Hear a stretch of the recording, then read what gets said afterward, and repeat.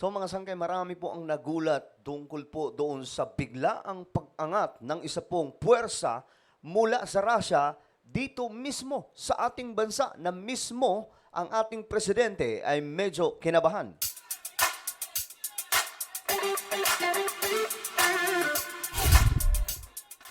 So totoo po yun mga sangkay, nangyari nga po ang pag-angat ng puwersa ng Russia sa ating teritoryo, dyan po sa West Philippine Sea, na naging usap-usapan po ito ng mga eksperto pagdating po sa geopolitics mga sangkay sa Pilipinas. Na ayon sa kanila, mukhang delikado ito mga sangkay kung ito po ay pakikialam ng Russia. Ano nga bang nangyari? Bakit bigla pong umangat ang isa po sa submarine ng Russia sa ating teritoryo? Pag-usapan po natin yan. Anyway, before we start guys, paki-subscribe po muna yung ating YouTube channel. Tayo po ay 1.36 million subscribers na. Parami po tayo ng parami. Paangat po tayo ng paangat dito sa YouTube. Kaya naman kung ikaw ay hindi po nakakapag-subscribe, ano pang hinintay mo? Click the subscribe down below, click the bell, and click all. Sa mga nanonood po sa Facebook, i-follow niyo po yung ating Facebook page. Sa mga Solid Sangkay na nanonood ngayon, mag-comment kayo ng hashtag Solid Sangkay kasama po ang inyong mga lugar para syempre magkakilala po tayo dito. Alright? Nakakaintindihan ba tayo mga sangkay? So tuloy-tuloy po tayo. Ito kasi yung report. Philippine Navy sa Russian sub sa West Philippine Sea.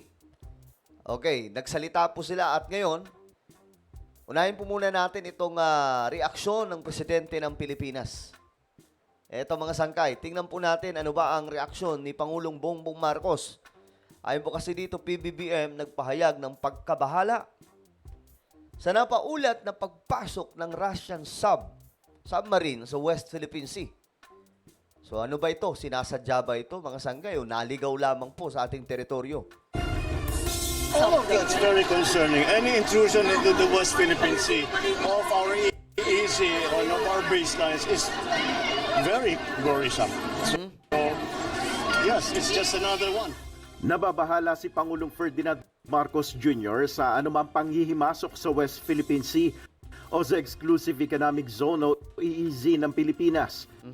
Sagot ito ng Pangulo matapos tanungin sa naiulat na Russian attack submarine na unang namataan 80 nautical miles west of ng Occidental Mindoro noong November 28. So ito po ay Russian attack submarine.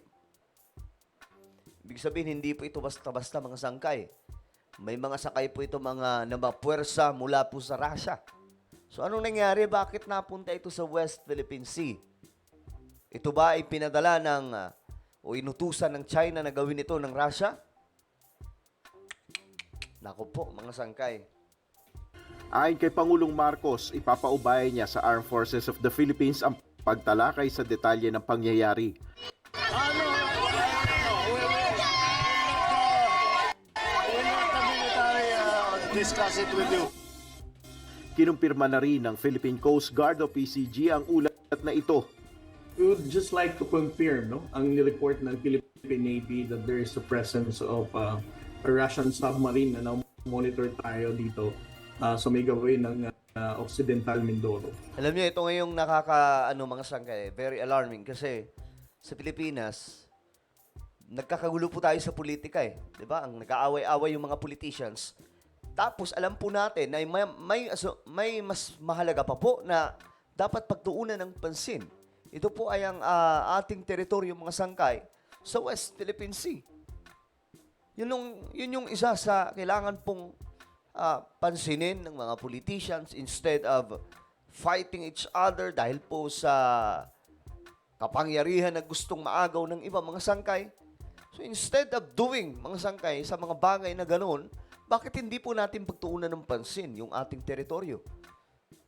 Yung mga sangkay, yan po talagang importante yan. Mamaya, take advantage mga sangkay ng mga halimbawa na lang, China. Itong ating teritoryo. Bigla na lamang po tayong gulatin mga sangkay. Nasakop na pala yung buong teritoryo natin sa West Philippine Sea.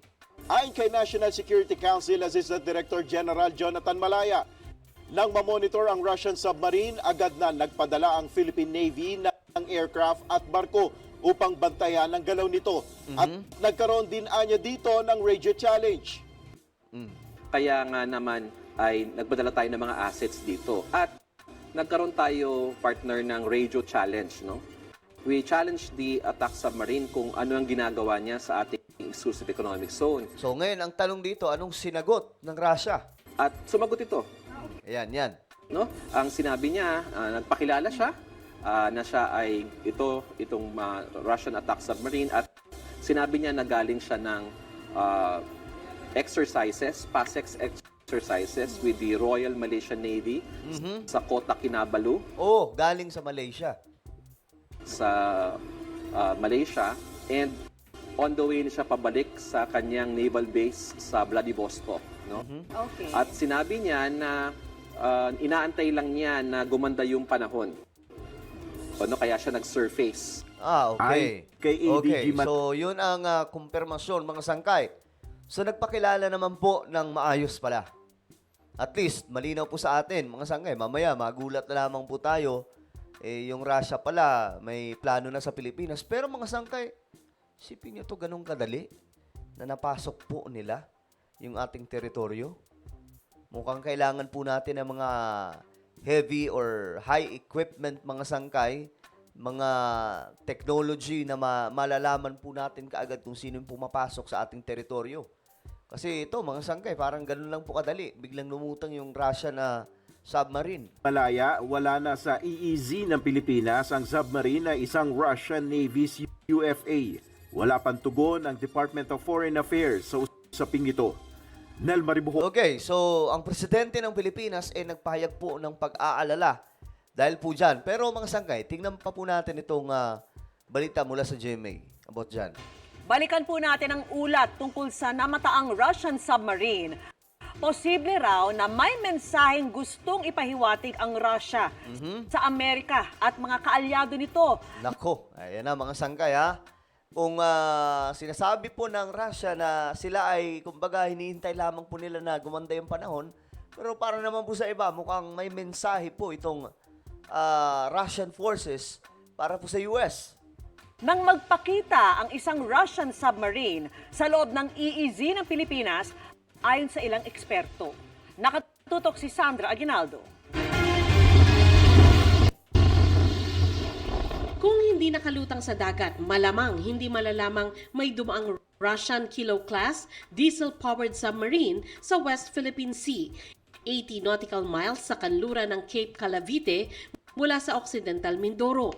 Mahirap kasing matulugan o ma-detect ang isang submarine sa ilalim ng dagat, at ang mas delikado, kaya nitong makadetect ng target ng malayuan. O, kita nyo na? Yan ang problema, mga sangkay. Kapag wala tayong pag-detect pala niyan, ganun kabilis tayong maaatake ng kung sino mang gustuhin papasok sa ating teritoryo. May karga pa naman itong torpedo at missile ayon sa TASS, isang Russian news agency.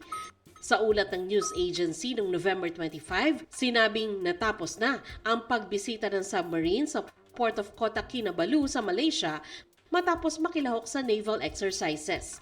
Nasa exclusive economic zone na ito ng Pilipinas nang malaman ng mga otoridad, at magsabing pabalik ito sa Vladivostok, Russia nang kontakin ng Philippine Navy. Tanong sa isip ng ilang ekspertong nakausap namin, bakit ito umangat sa dagat imbis na manatili sa ilalim? Isa sa nakikitang dahilan, mechanical problem, bagay na hindi raw aaminin ng Russia ayon sa dating mataas na opisyal ng Philippine Navy. Ang paliwanag lang ng submarine, nagpalipas ito ng masamang panahon. Parang niloloko tayo ng dahilan. Kasi submarines are not affected by surface weather. Ang nakikita ko pa isang pwedeng possibility is meron silang medical emergency o meron silang machinery derangement. Merong nasirang portion ng makina nila kaya sila nag-surface. Of course, hindi nila freely sasabihin yun kasi magre-reflect yun doon sa operational readiness nila. Gayunman, tama naman daw ang ruta kung saan ito namataan, base sa sinabing pabalik ito sa Vladivostok, Russia. At bagamat nasa loob ng exclusive economic zone ng Pilipinas, tama rin ang paliwanag ng ating gobyerno na nasa high seas pa rin naman ang lugar na pwede talagang daanan. Yun nga lang, hindi raw maisasantabi na maaaring may mensahe ito. Kaya nagpakita habang nasa EEZ ng Pilipinas. So, sinasabi nila kasi pwede naman pong magstay siya sa ilalim. Pero bakit pinili niya pong lumutang? Ito yung sinasabi ng mga expert na baka may mensahe sa bansang Amerika. Submarines are surface when it is being used as a signaling tool. Ibig sabihin, meron kang message na gustong ipahiwatig sa isang specific na target audience. Ang most likely na target audience niya would be the United States. Nandito kami. Pwede kami manggulo rito kung gusto namin. Yun na. Yun din yung nabasa ko mga sangkay. Yun yung sarili kong pag-a-analyze na mayroon pong mensahe ito. Na kumbaga, at any moment pala, pwede silang makapasok. Pwede silang manggulo. Nang ganong kadali. Ang mensahe, posibleng para sa Pilipinas, Amerika at Japan. Ayon sa security analyst na si Professor Renato de Castro. Alam naman natin, ang Ruso at China, meron silang tinatawag nilang strategic alignment. Nagbibigay sila ng suporta sa isa't isa, lalo na, of course, sabi nila, sina-challenge nila yung rule-based international order na pinamumunuan ng Estados Unidos. Para sa GMA Integrated Okay, so ayan mga sangkay, tingin nyo. Ganun din ba yung pag-a-analyze nyo mga sangkay na itong submarine ng Russia ay may mensahe po para po sa US, Japan, at Pilipinas, or talagang napadaan lang po dito nang hindi sinasadya? Well, comment po sa ibaba ang inyong mga opinion. Meron po tayong isang YouTube channel, mga sangkay. Ito po ay Sangkay Revelation. Dito nag-upload po tayo ng mga vlog na kapupulutan po ng kaalaman, mga sangkay. Magaganda po yung topic natin dito. So, hanapin nyo lamang po ito sa YouTube. Kapag nakita nyo na, i-click nyo po yung subscribe, i-click ang bell, at i-click nyo po yung all. So, ako na po ay magpapaalam. Mag-iingat po ang lahat. God bless everyone.